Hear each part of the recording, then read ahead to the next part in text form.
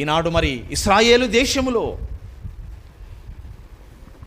నేటికి యేసు ప్రభు యొక్క సమాధి ఉంటూ ఉన్నది మనందరికీ తెలుసు కదా. ఖాళీ సమాధి, ఖాళీ సమాధి. ఆయన పునరుద్ధానుడు కావడానికి అనేక ప్రమాణములను ఆయన చూపాడు, అనేక రుజువులను ఆయన చూపాడు కదా.